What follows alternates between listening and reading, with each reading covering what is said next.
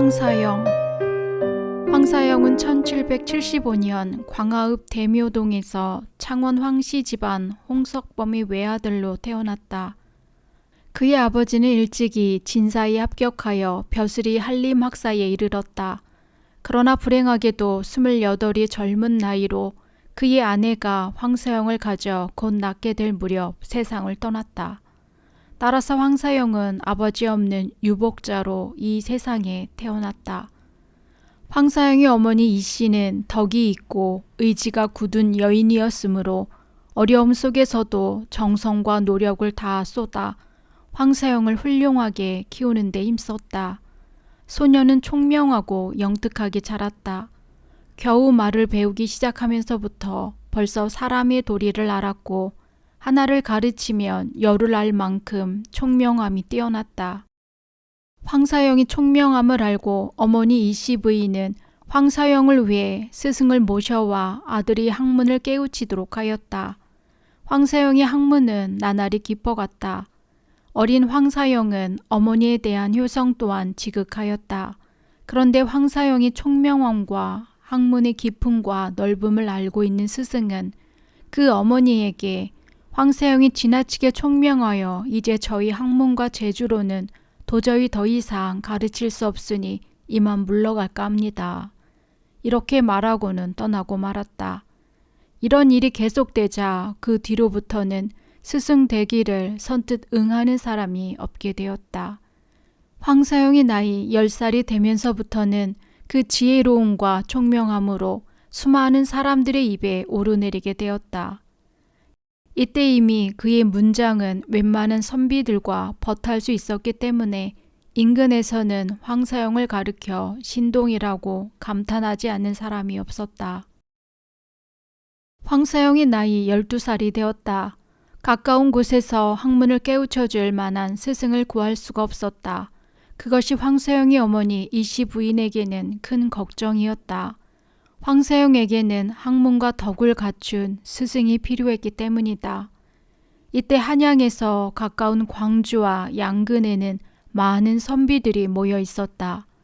이 같은 사실을 알고 있는 황사영의 어머니는 황사영의 공부를 위해 강화를 떠나 광주로 옮길 것을 결심하였다.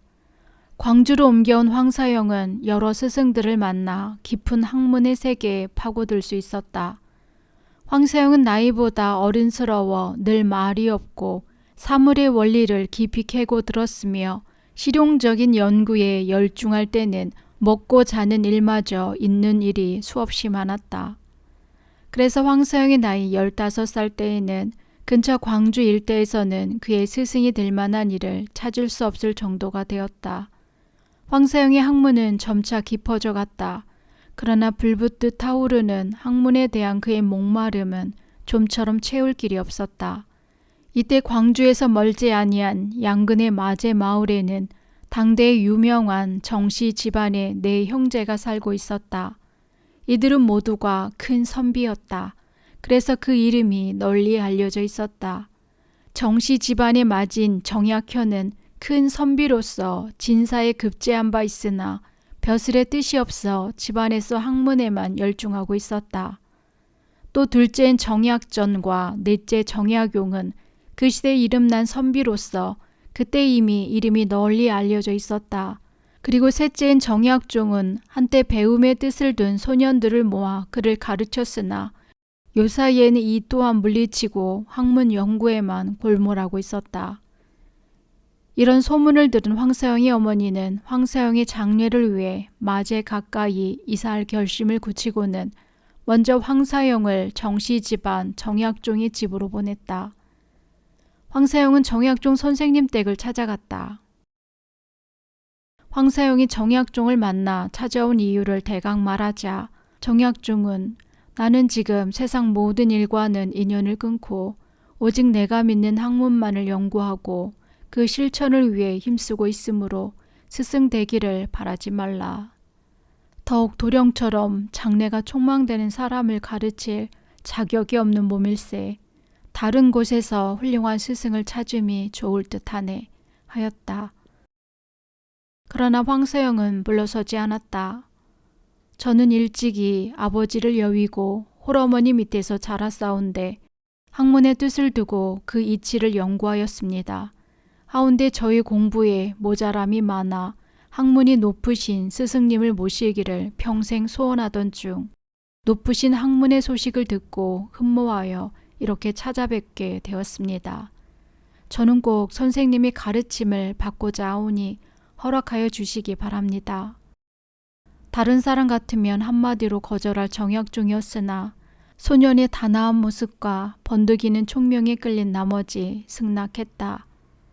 정 그러하다면 내 비록 도령을 가르칠 자격 없는 몸이나 같이 학문을 연구해 보기로 함세. 황세영은 온 천하를 얻은 듯 기뻤다. 그 길로 광주로 돌아온 황사영은 어머니께 앞뒤 사정을 자세히 말씀드린 다음 살림을 정리하여 다음날 마제로 이사하게 되었다. 이제 황사영은 날개를 얻은 듯 그의 학문에 대한 소망을 마음껏 펼치게 되었다. 마침 그때 마제 정시댁에는 정약종의 아우되는 정약용이 이미 15살 때부터 서울인 한양으로 올라가 성우 이익 선생의 제자들과 사귀고 있었으며 28살 되는 해 1798년 봄에는 식년 문과시험에 급제하여 벼슬에 오르게 되었으므로 마제에 있던 그의 집은 텅 비어 있었다. 때맞추어 마제로 온 황사영은 그 넓은 빈집을 보살필 겸 행랑채를 빌려 머물게 되었다. 황사영은 날마다 스승의 사랑에서 글을 배웠다. 황사영은 어떻게 하든 열심히 공부해 과거에 급제하여 홀로 계신 어머니를 편히 모시겠다고 다짐했다. 남자로 세상에 태어나서 높은 벼슬에 오르는 것은 그 자신에게는 물론이지만 집안에도 큰 영광이기 때문이다. 그런데 황사영으로서는 이해할 수 없는 일이 있었다.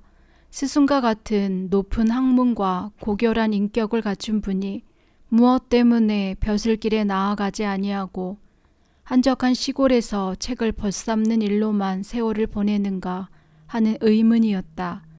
그러나 스승은 그런 황사영의 마음에는 아랑곳하지 않고 아무런 욕심도 없는 듯 이따금 무언지 모를 책을 펼쳐놓고는 넋을 잃은 듯 생각에 잠기기도 하고 때로는 무릎을 포개고 앉아서는 깊은 묵상에 잠기기도 하였다.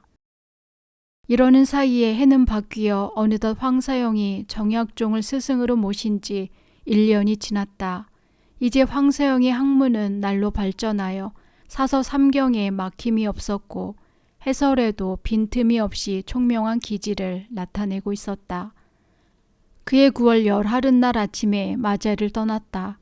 꿈에 그리던 과거 시험을 보기 위하여 한양으로 가는 것이다. 시험생들은 거의 20살에서부터 30 미만의 사람들이었다.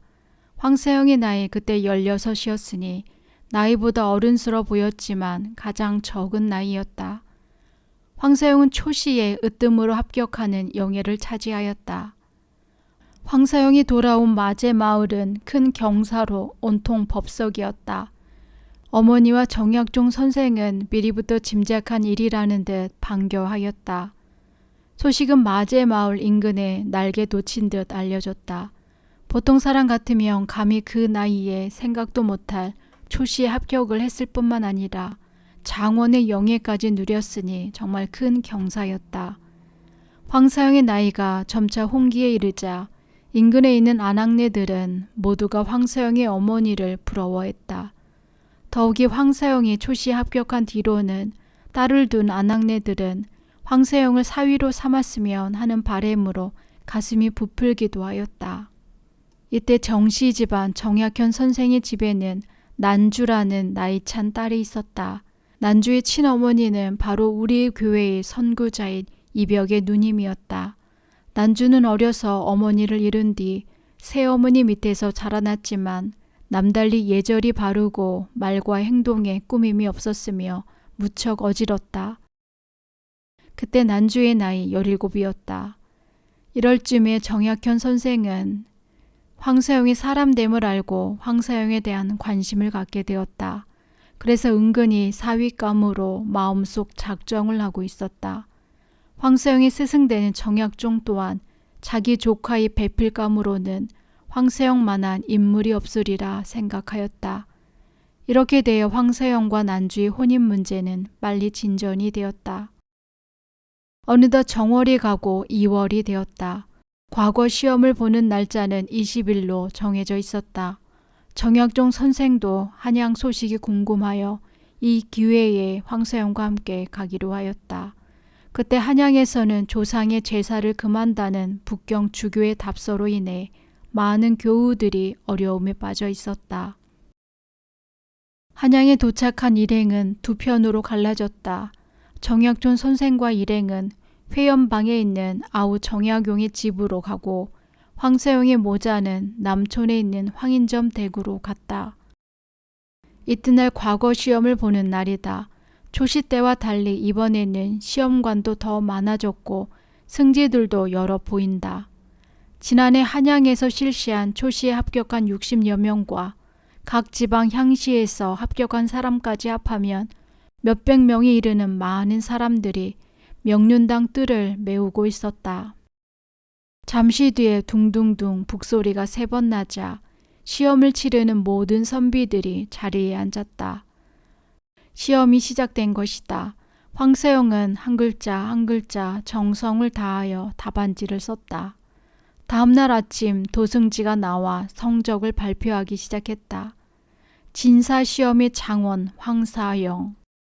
황사영은 자리에서 일어나 앞으로 걸어갔다. 이어서 2등인 차원, 3등인 탐한 순서로 이름을 불리운 선비들이 앞으로 나갔다. 용상에 앉아 계시던 정조 임금은 친히 일어나 계단 아래 허리 굽혀 서 있는 3사람 앞으로 다가섰다. 그리고는 진사 장원, 차원, 탐하 각 사람에게 백패와 백포를 내려주셨다. 17 소년 황사영은 이렇게 진사 장원의 영광을 누리게 되었다. 정조 임금은 자리를 뜨시며 도승지를 불러 분부했다. 진사 장원한 황사영을 내전으로 들게 하라. 전에 없었던 이 같은 임금님의 분부는 황사영에게는 물론이요 가문에도 다시 없을 영광이었다. 도승지의 안내를 받은 황사영은 내전으로 들어가 정조 임금 앞에 엎드렸다. 임금님은 얼굴 가득 기쁨과 인자함을 띄우고 황사영을 가까이 불러 물었다. 그대 이름은 무엇인고? 황사영이옵니다. 그래, 그대는 올해 몇 살인고? 을미년 17살이옵니다. 그리고 임금님은 황사영에게 고개를 들라 한 다음 친히 황사영의 오른손 손목을 잡고는 내 나이 20이 되면 내 친히 너를 내 옆에 있게 하겠노라 하시었다. 한참을 그렇게 황사영의 손목을 어루만지던 임금님은 옆에 있는 최재공에게 분부를 내렸다. 경은 이 황진사에게 특별한 장학금을 내리고자 하니 명심하고 시행하도록 하오. 오늘 행사의 절정인 시간이 되었다.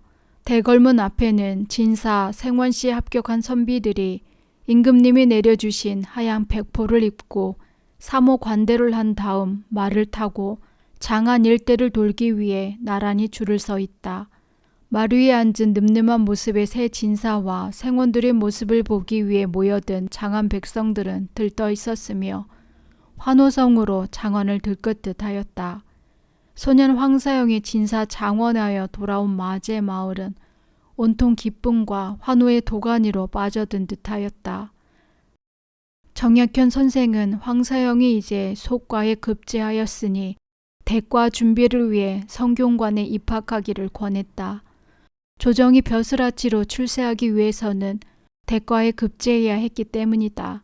그러나 정혁종 선생은 벼슬을 탐하여 당파 싸움만 일삼는 조정에 황세영을 내보낼 수는 없다는 생각이 들었다. 더구나 천주 성교에 눈을 뜬 정약종으로서는 그러한 일이 부질없이 여겨졌다. 때문에 그는 할 수만 있다면 황사영에게 천주 성교의 참된 진리를 깨우쳐 주어 바른 삶을 살도록 이끌어주고 싶었다. 그러나 이 또한 지금으로서는 어려운 일이었다. 이 같은 두 갈래의 길은 곧 황사영의 일생을 바꿔놓는 중대한 결정이었기 때문이다. 한 길은 출세가 보장되어 있는 누구나 바라는 길이요. 또 한 길은 세상의 부귀 영화를 버리고 그리스도의 십자가를 짊어지는 고행과 무서운 형벌, 나아가서는 죽음의 골짜기를 거닐지도 모르는 위험한 길이었다. 이즘 한양에서는 머지않아 북경으로부터 조선에도 신부를 파견하리라는 소식이 전해졌다. 이 소식을 들은 교우들은 모두 기쁨에 가슴을 설레고 있었다. 이제는 조선 땅에도 진정한 선교의 터전이 마련되고 그리스도의 왕국을 이 강산, 이 땅에 굳건히 세울 수 있게 되었다는 생각을 하면서 정약종 선생은 이런 때에 황사영과 같은 훌륭한 청년이 성교회를 위해 앞장설 수 있다면 더없이 좋은 일이 될 것이라고 생각했다. 그러나 이토록 중대한 문제를 마음 놓고 얘기할 수는 없었기 때문에 그는 주저하고 있었다. 그해 9월 보름, 황사영의 혼례식이 성대하게 치러졌다. 황사영이 혼례식을 치를 때쯤 조선 성교회에서는 커다란 사건이 일어나고 있었다. 이때 전라도 진상군의 열심한 양반 교우로 윤지충이라는 사람이 있었다. 그해 5월에 그의 어머니가 세상을 떠났다. 유교 전통에 따르면 마땅히 신주를 모시고 제사를 바쳐야 했다. 그런데 윤지충은 그의 외종형인 교우 권상영과 같이 가족들이 만들어 놓은 신주를 불태워 버리고 성교의 예식으로 장례를 치르려고 하였다. 이것을 본 가족들은 너무도 놀라서 불효한 아들이라고 꾸짖었고 마을 사람들도 놀랐다. 이 같은 사실을 관가에서도 알게 되었고 두 사람은 집을 떠나 피신하게 되었다. 윤지충의 집을 뒤졌으나 찾지 못하자 윤지충의 작은 아버지를 대신 잡아 가두었다. 이 사실을 난 윤지충과 권상현은 자수하여 관가에 나아가 드디어 1791년 12월 8일 전주 가명에서 순교하기에 이르렀다. 이 사건은 바로 천주교가 받은 박해의 시작이었다. 이리하여 천주교는 제사를 허락하지 않으니 조선의 미풍양속을 해치는 그릇된 사교라는 낙인이 찍히게 되었고 천주교인들은 심한 박해와 오해 속에서 어려움을 겪게 되었다. 진산의 천주교 박해 사건은 정시대게도 적지 않은 파란을 가져왔다. 평소부터 천주교를 반대하던 정약종의 아버지와 침묵을 지켜왔던 정약현은 핍박을 가하기 시작했다. 그래서 한양에 가 있는 정약전, 정약용 형제는 집안의 핍박과 위협 속에서 믿음이 흔들렸다. 정약종 선생만이 된설이 눈보라 속에서도 홀로 푸른 소나무와 같은 믿음을 버리지 아니했고 눈 속에 핀 한떨기 매화와도 같았다. 이런 무서운 회오리 바람을 일으켰던 천주교인에 대한 박해도 가라앉고 황서영이 혼인한 지도 어언 석 달이 지나가고 있었다. 그는 한동안 덮어두었던 책을 들고 정약종 선생에게로 갔다.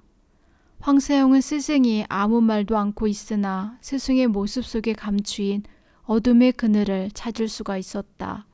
진산 사건은 스승 집안에도 큰 바람을 일으켰기 때문이다. 황세영은 다시 글을 배우면서 스승의 기색이 전과 같지 아니함을 눈치챘다. 그러나 그런 일에 깊은 관심을 갖지는 않았다. 오직 그가 할 일은 대과 준비와 대과에 합격하는 일이라고 생각했다. 날마다 사서 삼경의 뜻을 되새기기에 힘썼다. 한편 스승인 정약종은 황사영에게 글을 가르치면서도 전부터 황사영을 두고 생각한 바 있었던 두 갈래의 길을 다시금 떠올렸다. 좀처럼 결론이 내려지지 않았다.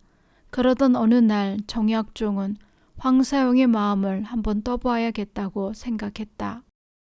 자네가 만일 대과에 급제하게 되면 그때는 벼슬길에 오르게 되어 많은 백성들을 위해 그동안 배우고 닦은 학문과 경륜을 아낌없이 펴보아야 할 텐데 자네 생각은 어떠한가? 네, 저는 늘 생각하기를 백성을 다스리는 위치에 있는 자는 무릇 덕으로서 베풀어야 한다고 생각합니다.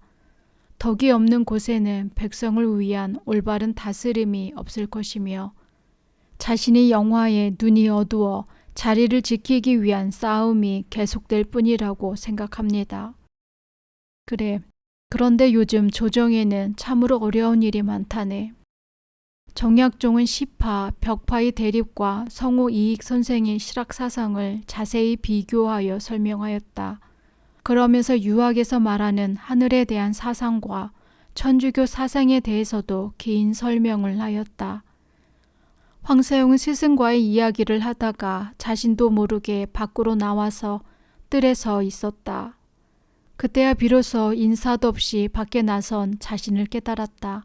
머릿속을 오가는 수없이 많은 생각들은 꼬리를 물고 황사용을 괴롭혔다. 임금이신 정조께서는 학문을 남달리 좋아하시고 바른 정치를 하시려고 애쓰는 분이었다.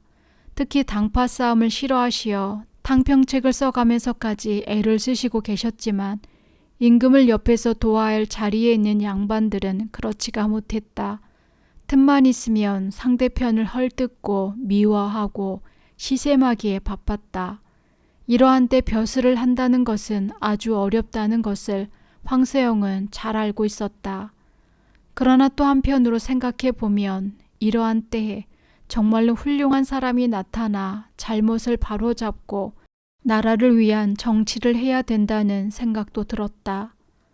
그런데 참으로 알 수 없는 일이었다.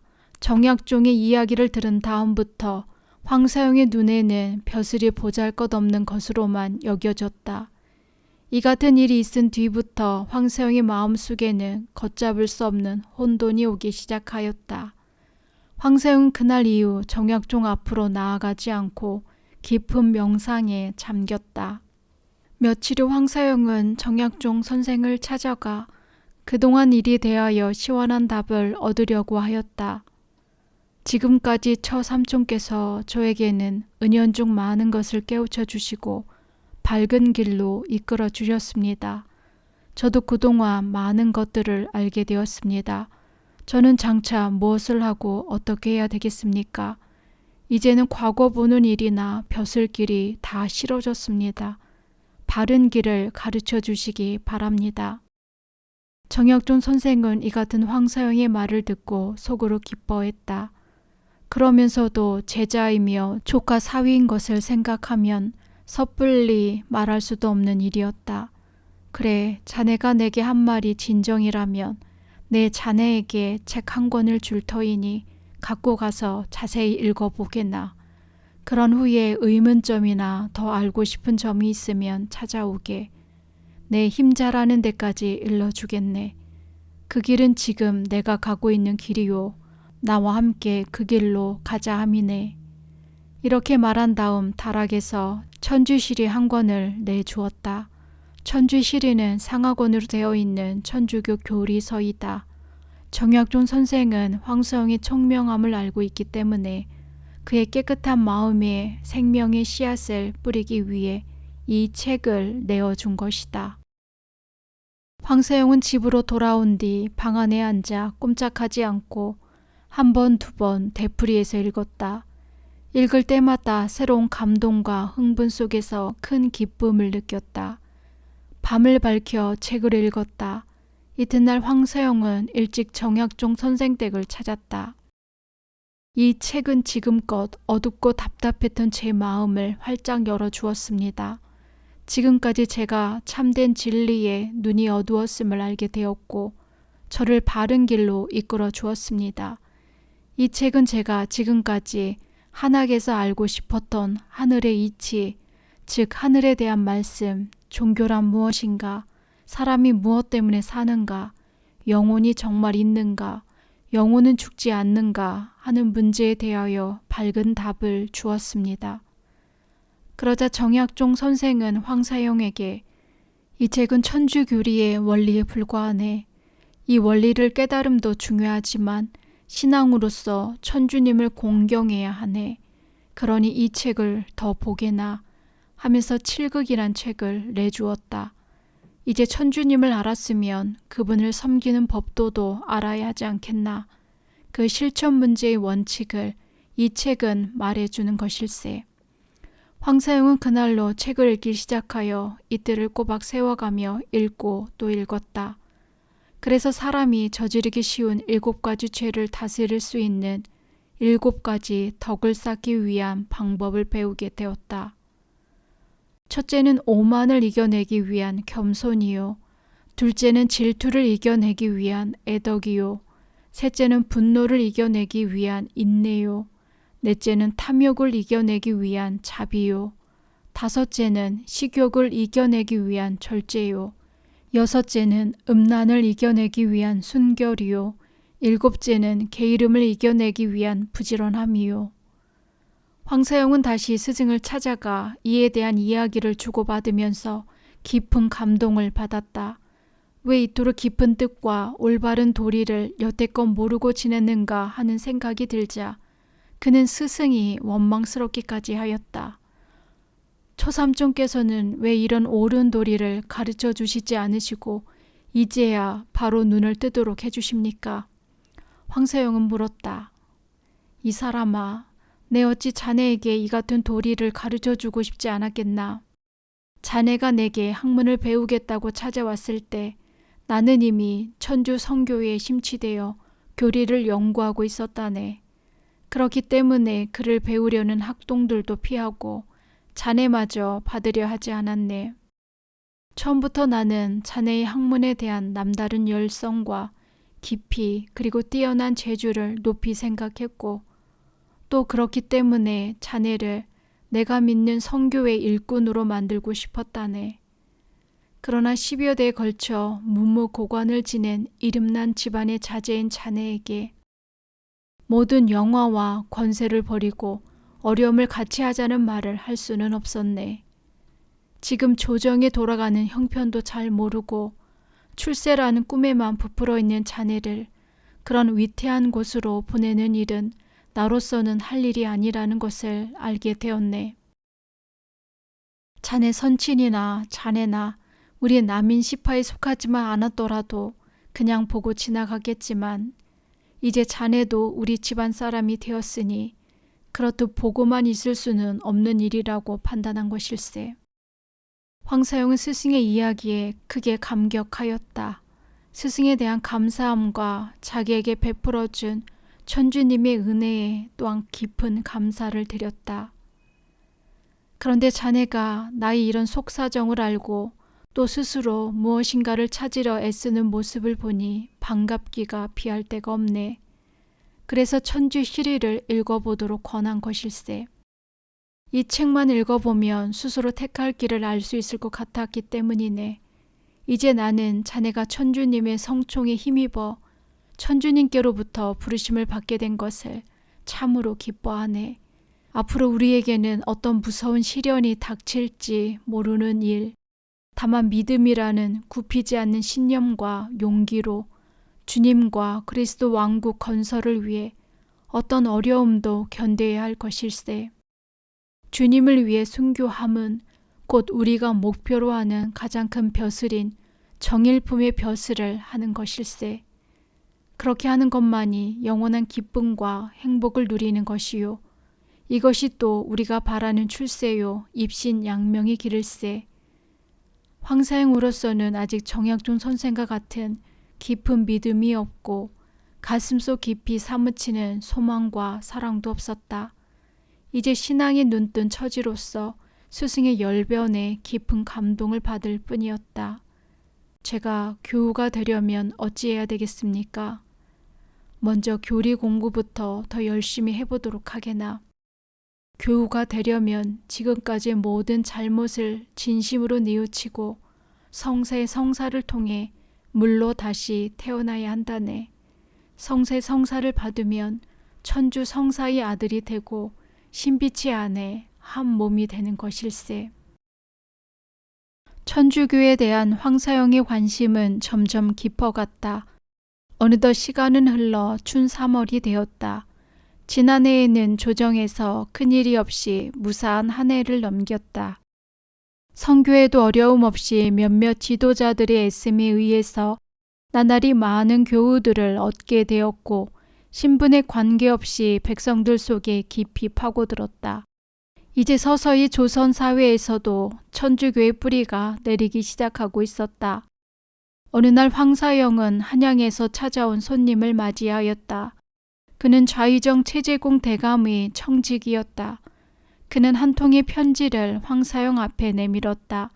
편지의 내용은 지난해 황사영이 복시 시험에 합격했을 때 임금님께서 친히 어전에 부르시어 특별 장학금을 내려주시겠다는 말씀이 있었는데 이제 곧 한양으로 올라와 장학금을 받으라는 내용이었다. 황사영은 깊은 생각에 잠겼다. 황사영의 그토록 오랜 꿈이었고 또한 어머니의 지극한 바람이기도 했다. 지금 그의 눈앞에는 찬란한 내일의 꿈이 보이는 듯하였다. 그러나 황사영은 머리를 저었다. 이제 또다시 벼슬자리를 탐내어 올바른 삶이 아닌 길을 가는 어리석음을 저지를 수는 없었다. 황사영은 대감의 편지를 잘 받았노라는 인사말과 곧 올라가서 뵙겠노라고 간단한 회답을 써서 대감의 청지기에게 주었다. 다음 날 황사영은 지금까지 자기가 괴로워하고 있던 일들과 앞으로의 계획과 생각을 남김없이 난주에게 이야기하였다. 벌써부터 짐작이라도 하고 있었듯 난주는 황사영의 이야기를 기뻐하였다. 이미 천주 성교에 대해서는 어려서부터 여러 번 들어온 터였기에 난주도 황사영과 같이 천주교의 말씀을 따르기로 하였다. 그러나 황사영의 이러한 뜻에 대하여 어머니는 실망과 언짢음을 나타내셨다. 어머니로서는 천주 성교로 인해 몇몇 사람들이 혹형을 받았고 정씨 집안에도 이 때문에 많은 파란이 있음을 잘 알고 있었다. 그뿐 아니라 일찍 남편을 잃고 오직 아들의 장래에만 희망을 걸고 여태껏 고생을 해왔는데 가진 고통과 집안의 멸망을 불러올지도 모르는 그런 길로 아들을 보낼 수는 없다고 생각한 것이다. 그러나 황사영은 결심을 굽히지 않았다. 어머니, 제가 어찌 어머니의 뜻을 거스르겠습니까? 저 또한 어머니의 원하심과 조상님의 높은 뜻을 따르고 싶은 마음입니다만 사람이 산다는 일이 반드시 과거를 보고 급제하고 벼슬길에 오르는 일만이 소중한 것은 아님을 알았습니다. 무릇 진리는 하나이옵고 또 바른 길을 알고 실천하지 아니함은 인간의 도리가 아니지 않습니까? 또한 지금의 조정이 저 같은 사람이 들어서기에 어려움이 있사옵니다. 그러니 어머니께서는 제 길을 막지 마시길 바라옵니다. 어머니는 황사영의 깊은 뜻과 진실된 생각에 끝내는 글을 따르기로 하였다. 어머니 고맙습니다. 불효인줄 아오나 그 길이 더 큰 행복을 위하는 길이기에 어머니께 감사드리옵니다. 이튿날 아침 황사영은 마제를 떠나 한양에 도착했다. 그리고 곧장 최정승댁을 찾았다.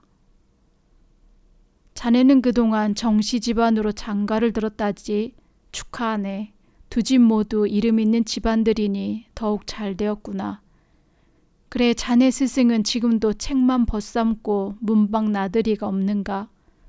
정약종 선생은 무엇으로 소일하시나?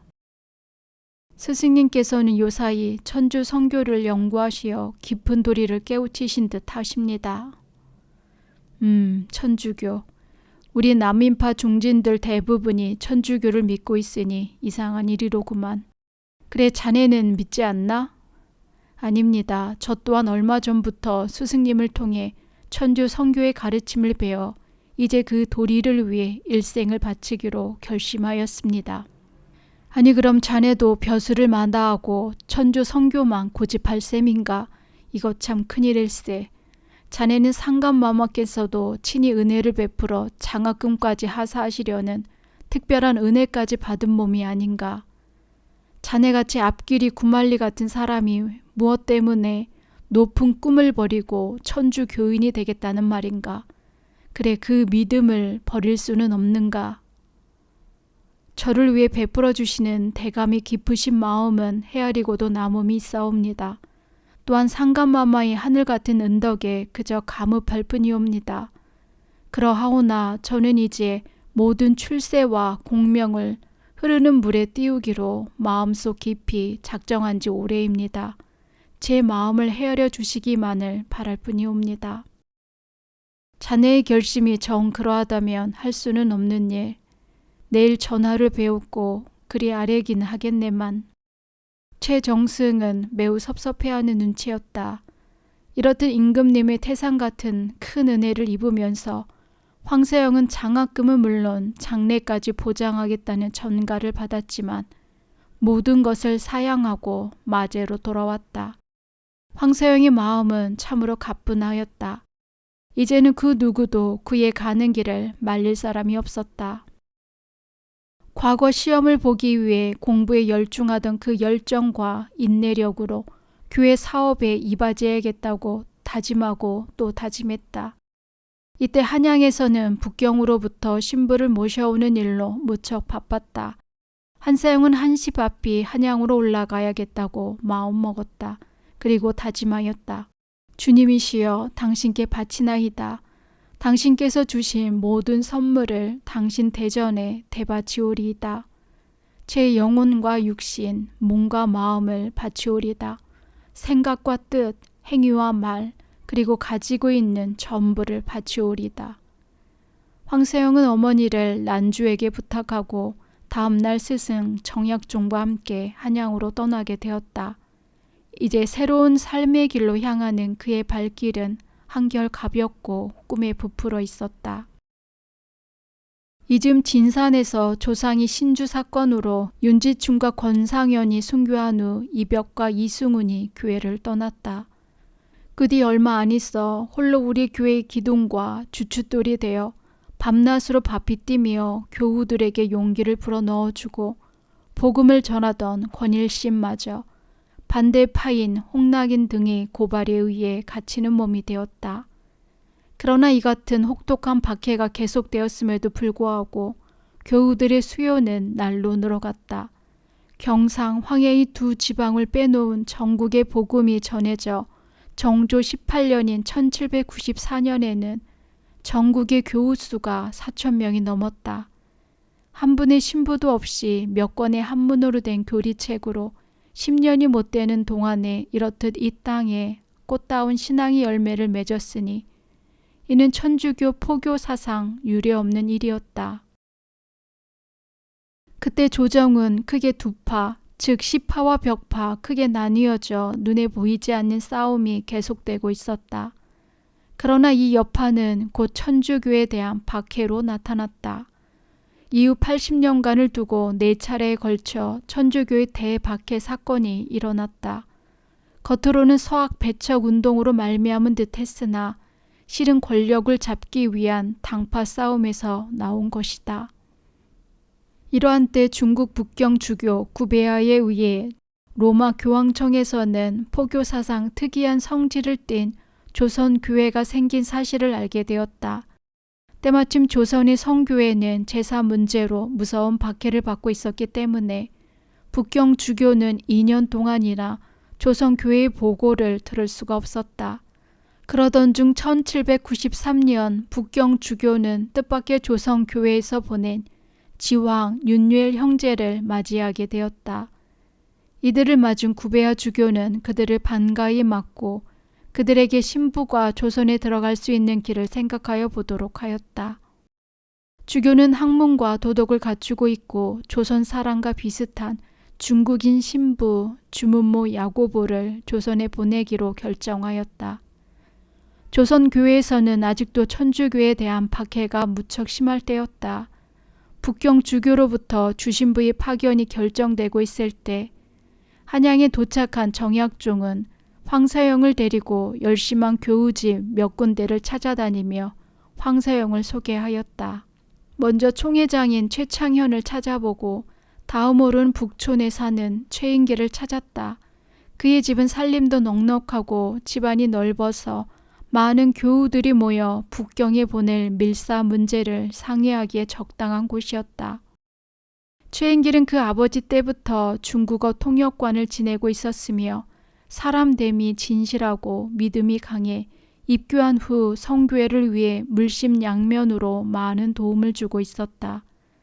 거기 모인 교우들은 뜻밖의 정약종과 황사영 같은 형제를 만나게 되어 무척 기뻐하였다. 특히 여교의 대표자인 강완숙은 황사영의 두 손을 마주 잡으며 반가워하였다. 정약종은 여러 교우들을 둘러본 다음 입을 열었다. 여기 있는 황사영은 나의 제자이며 조카 사위가 되기도 합니다. 이 사람은 지난해 17살의 나이로 진사시험에 합격하였습니다. 그뿐 아니라 임금님께서도 특은을 내리시어 어전에 불러 장학금이 혜택을 주시고 친히 손목까지 만지시면서 20살이 되면 내 곁에 있게 하리라고 말씀하셨습니다. 그 나에게 선교 도리를 배우기 시작하여 세상의 모든 부귀 영화를 끊어버리기로 결심하였습니다. 선조 17대에 걸쳐 문무고관을 지낸 훌륭한 가문의 후손으로 누구나 다 바라는 욕망을 버리고 임금님의 은총까지 거절하였습니다. 아직은 영세도 받지 못한 형제입니다만 그 신덕과 용기가 보통이 아닙니다. 스스로 한양에 올라와 성교회를 위해 일하겠노라고 하여 이번 오는 길에 함께 왔습니다. 우리 모두 이 같은 일꾼을 얻게 되었음을 천주님께 감사하고 교회 발전을 위해 더욱 힘씁시다. 정약종의 인사 소개가 있자 모인 사람들은 모두 황사영의 인품과 믿음에 감탄하였다. 부리부리한 눈매며 오똑한 콧날, 겉으로만 보아도 보통 사람이 아닌 듯 싶었다. 오늘날 같이 어려운 때 조선교회에 이같이 희생적인 의욕을 가진 한 사람의 형제가 태어났다는 사실은 그들 모두에게 큰 힘이 되었다. 자신들도 황사영과 같은 일꾼이 되어야겠다고 생각했다. 강환숙이 말하였다. 그런 진사님이 이렇게 큰 뜻을 지니셨다니 고맙기 그지없습니다. 세상 모든 사람이 제 한 몸의 편안함과 행복만을 구하려 하는데 진사님은 속과에 급제하여 성총까지 입은 몸으로 모든 것을 버리고 우리 성교회를 위해 희생하시겠다니 그 높은 뜻 아마도 천주님께서는 기꺼이 받으시리라 믿습니다. 저 같은 사람이 무슨 큰 도움이 되겠습니까? 너무 분이 넘치는 칭찬입니다. 오히려 몸들 바를 모르겠습니다. 누구나 한번 태어났다 가는 삶인데 잘못 생각하여 하찮은 일에 목숨을 내걸고 싸울 수는 없는 일이지요. 그까지 부귀와 공명이 무엇입니까? 예수님과 같이 십자가를 지고 갈바리아 산성으로 올라갈 수만 있다면 서슴지 말아야지요. 우리 성교회를 처음 세우셨던 분들이 모두 순교의 아름다운 십자가를 지셨습니다. 또 교회를 키우고 발전시킨 성인 성녀들이 그 같은 십자가를 지셨기 때문에 오늘 우리가 이렇듯 모일 수 있는 일이 아니겠습니까? 이런 두 사람의 대화는 모여있던 교우들에게 큰 감명을 주었다. 그리고 새로운 용기와 신념을 갖게 하였다. 교우들은 생각했다. 지금 성교회를 지도할 위치에 있는 몇몇 사람들을 떠올렸다. 그렇듯 열렬하고 도리에 능통한 이벽은 목을 매 죽으려고까지 했던 아버지 때문에 교회를 떠났으며 조선 성교의 반석이요 기둥이던 이승훈 또한 약점을 보였고 정약용 형제는 벼슬 때문에 배교를 선언했다. 그런데 이처럼 도리에 밝고 믿음 깊은 형제가 태어났으니 놀랍고 기쁜 일이었다. 모두 무릎을 꿇고 주님께 감사드렸다. 그해 겨울 동지사가 북경으로 떠날 때 교우들 측에서는 길을 잘 아는 지왕과 윤유이를 보내 주신부를 마중하도록 하였다. 주신부는 열 이틀 동안 낮에는 숨고 밤에만 걸어서 무사히 서울인 한양 땅에 닿았다. 주신부는 모습부터가 우리 조선 사람과 비슷하였다.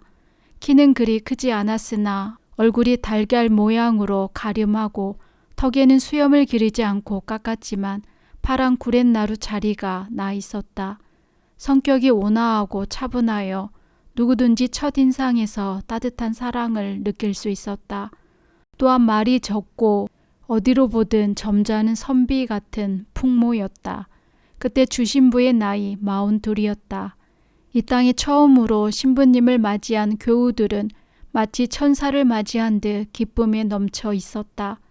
주신부는 그의 부활주일까지 4개월 동안 최행길이 서울 북쪽에 미리 마련해 놓은 집에 숨어서 조선말을 배우는 한편 미사 성제 준비를 하였다. 부활 전날 밤에는 강완숙, 황사영 등 몇 사람에게 성체 성사를 주었다. 그리하여 강완숙은 골롬바로, 황사영은 알렉산데르로 각각 세례명을 받았다. 이미 세례를 받은 사람에게는 다시 의식을 더하여 신앙을 굳게 하였다. 부활 대축일인 1795년 4월 5일 새벽에는 조선 땅에 처음으로 우리 백성이 참석한 미사 성제가 거행되었다. 많은 남녀 교우들은 처음으로 이 예식을 보면서 감격과 불타는 믿음에 흠뻑 취했다. 처음으로 성체를 받아 모실 때에는 너무나도 경건하고 겸손한 태도에 미사 드리는 신부님도 감격하여 몇 번이나 콧등이 시큰해졌다. 그 주신부는 그의 6월까지 이곳에서 전교에 힘썼다. 그러던 어느 날 배반자 한영에게 밀고로 병사들이 들이닥쳤다. 다행히 주신부는 급히 강완숙의 집으로 피신한 뒤였다. 최행길은 자기 머리를 자르고 신부인 채 하면서 그 집에 남아 있었다. 주신부를 맞아들인 지왕과 윤요일은 같은 날에 잡히어 세 사람이 교우가 자포도청에 갇히게 되었다. 잔인하고 포악한 판관은 그날 밤부터 주신부가 간 곳을 밝혀내기 위해 세 교우를 형틀에 묶고는 갖은 고문을 다하기 시작하였다. 혹독한 고문으로 말미암아 이들은 감옥에서 죽고 시체는 한강에 버려졌다. 그때 윤요일은 36이요 지왕은 29, 최행길은 불과 31였다. 한편 최행길의 집을 빠져나온 주신부는 강완숙의 집 광 속에서 석 달 동안을 숨어 지내야 했다. 그 뒤 사랑방으로 옮겨 6년 동안 이곳에서 조선교회를 위해 일하게 되었다. 조선교회는 또 하나의 큰 시련을 겪은 것이었다. 그러나 그 시련에도 굽히지 않고 주신부와 평신도들은 성실과 열성으로 조선교회를 마침내 탄탄한 반석 위에 올려놓는 데 성공하였다. 교회는 먼저 명도회를 조직하였다. 회장에는 정약종, 부인회 회장에는 강완숙, 사무장에는 황서영을 임명하였다. 또한 일반 교우들을 통솔하기 위해 총회장에는 최창현을 임명하였다. 한편으로 주신부는 정약종, 황사영, 최창영 등 교회의 중요한 일을 맡은 사람들과 교회 일을 의논하였다. 교회 발전과 믿음의 자유를 얻기 위한 중대한 의논이었다. 그런데 그때 우리나라의 근본 사상은 유교였다. 특히 주자학이 유교 정신에 바탕을 두고 있었기 때문에 모든 의식과 생활, 그리고 풍습, 사상을 이 유교 정신 안에서 이끌어가고 있었다. 그러므로 이와 다른 문화라든가 종교 또는 사상은 지금까지의 조선 사회의 질서를 흔드는 것이었기 때문에 그 전례와 받아들이는 과정에서 서로 마찰을 빚게 되었다. 더욱이 천주교의 교리 내용과 실천 윤리들은 그때까지 주자학에 젖어있던 조선 사회에서 볼 때는 아주 위험한 생각들이었다. 임금도 양반도 청민도 모두 한 형제라는 생각은 그들에게는 질서를 무너뜨리는 것이었다.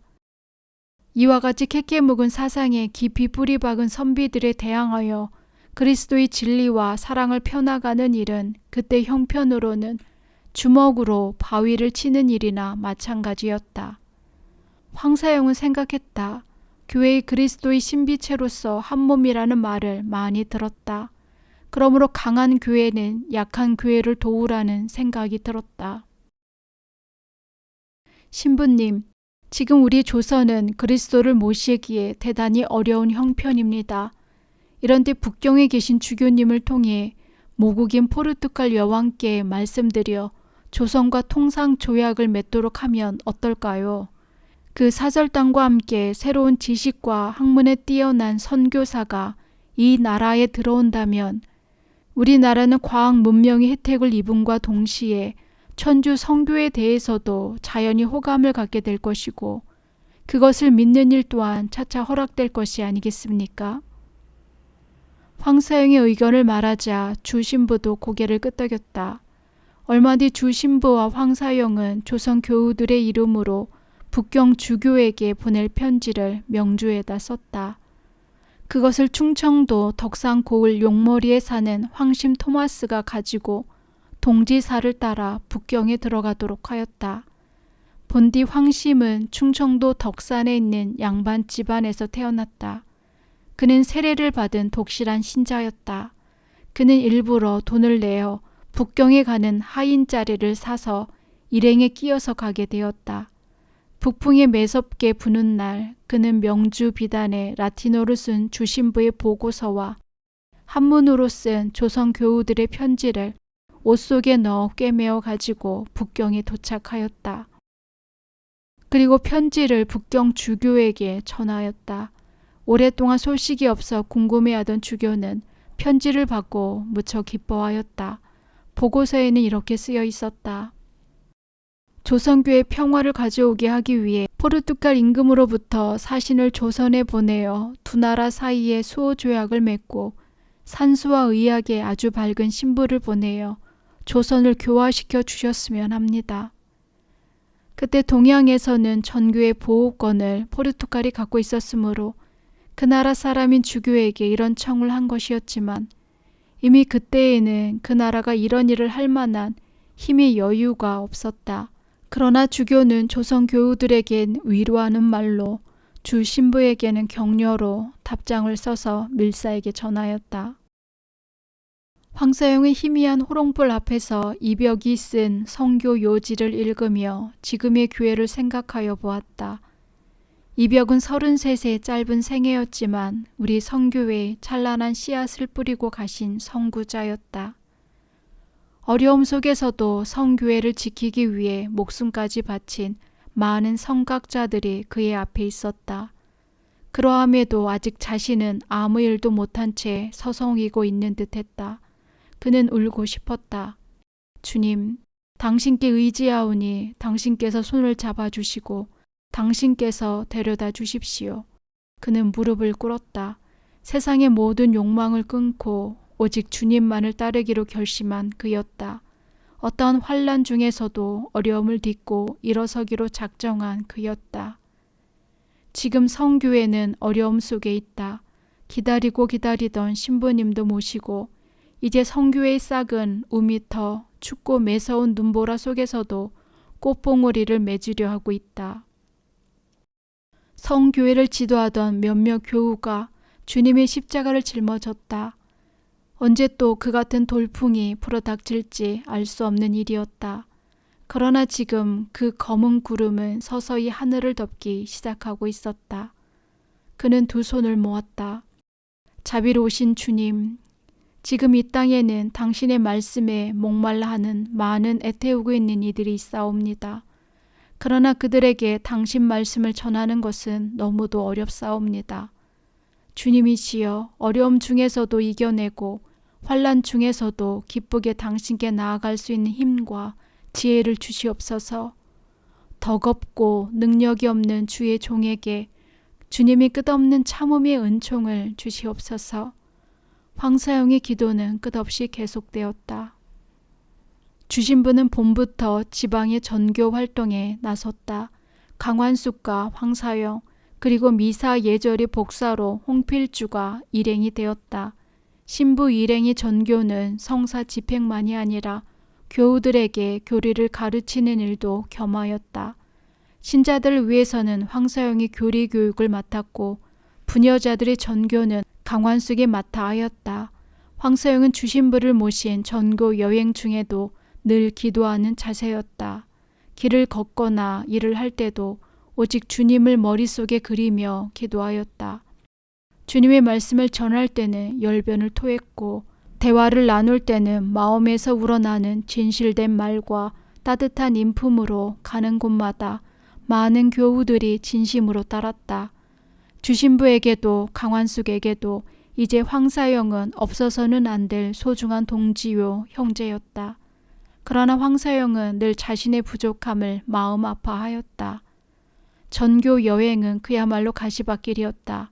드러내놓고 말할 수 없는 일이었고 이 마을 저 마을로 숨어 다녀야 했다. 언제나 위험이 따르는 일이었다. 고통은 그뿐이 아니었다. 지금도 조정에서는 서리빨 같은 눈초리로 천주 성교의 교우들을 보고 있었고 더욱 주신부 일행을 쫓는 포교들의 감시의 눈은 엄중하였다. 복사꽃이 활짝 핀 상등성을 지나 일행은 산을 넘고 있었다. 모두의 이마에는 송골송골 땀이 맺혀 있었다. 주신부는 필요한 듯 하였으나 겉으로는 드러내지 않았다. 뒤쫓아오던 황서영이 말하였다. 신부님, 다리도 쉴 겸 잠시 앉았다 가시지요. 그렇게 합시다. 주신부는 땀을 닦으며 말했다. 알렉산데르, 충청도 지방을 돈 지 2달이 되었지요. 네, 신부님. 정교를 떠난 지 오늘로 꼭 2달이 옵니다. 그렇군요.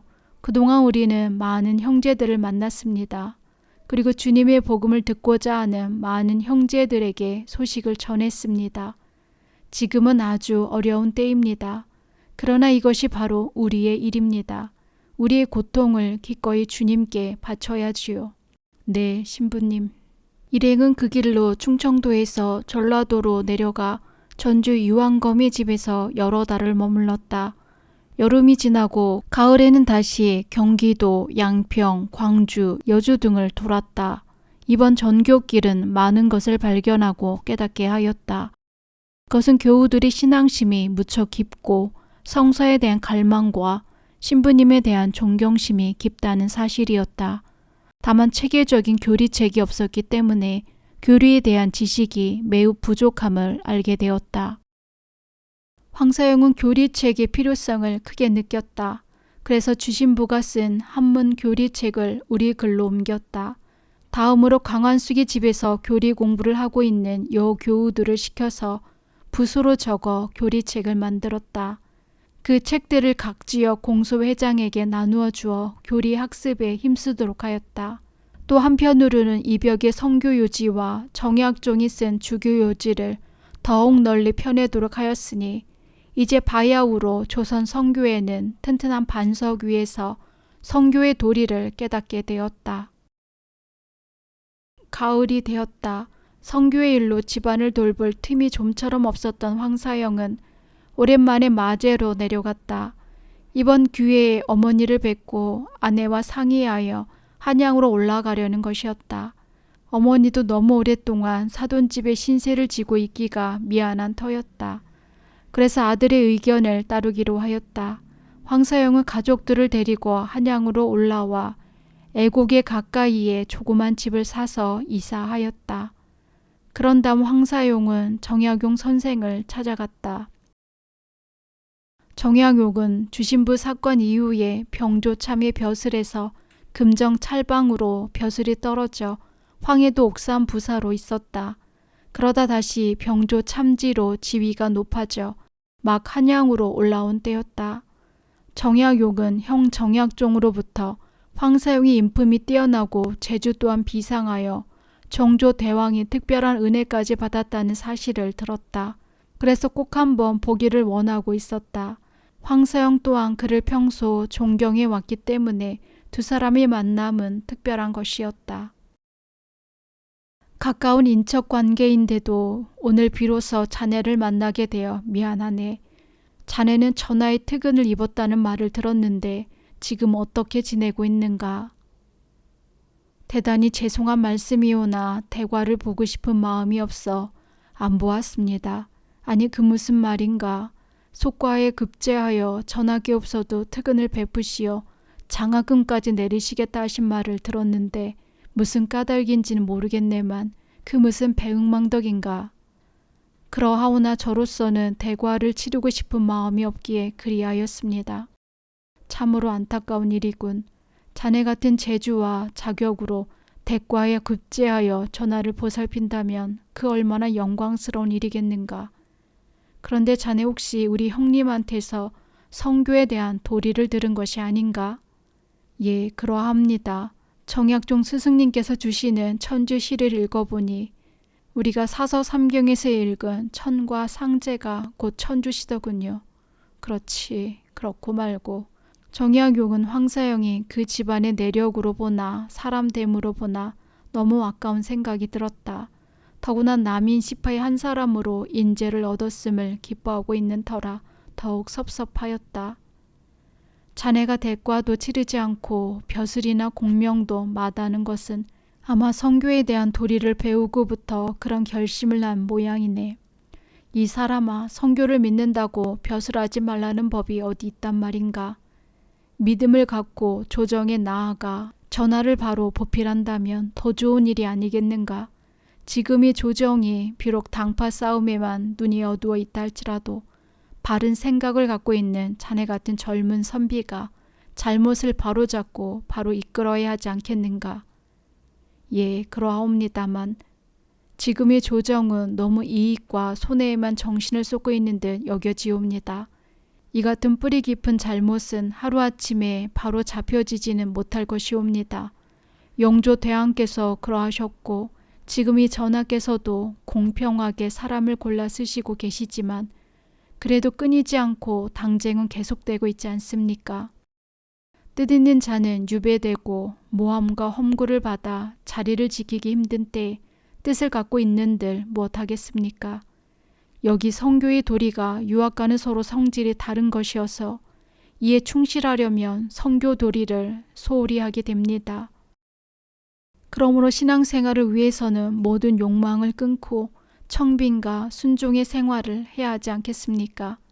참으로 지금 조정의 대감님들이나 선비들이 우물한 개구리 같아 천주님을 바로 믿는 선교를 무조건 서학이니 사학이니 하고 반대만 하니 이 어찌 한치 앞을 내다보지 못하는 미련이 아니겠습니까? 참된 진리는 영원한 것입니다. 지금 저들이 선교를 박해함은 유교와 사상이 다른 때문이기도 하지만 그보다는 오직 이를 방패 삼아 상대편 사람들을 몰아내고자 함이니 어찌 이 소용돌이 속에 대장부의 일생을 맡기겠습니까? 자네의 말이 틀림이 없네. 오히려 자네의 말을 듣고 보니 부끄러운 생각이 드네. 사실 이승훈이나 나나 이거왕 같은 사람이 선교도리의 오름이야 왜 모르겠는가. 그러면서도 본의 아닌 배교 행위를 함은 우리마저 물러난다면 지금의 전하를 누가 옳게 받들어 모시겠느냐 하는 충정에서일 뿐이네. 그러나 우리 또한 저들의 모함이 더욱 심해지면 어떻게 될지는 모르겠네. 예, 잘 알겠습니다. 아저씨의 충정은 이해하고도 남음이 있습니다. 다만 저는 아직 학문과 믿음이 약하고 어리고 무디기만 합니다.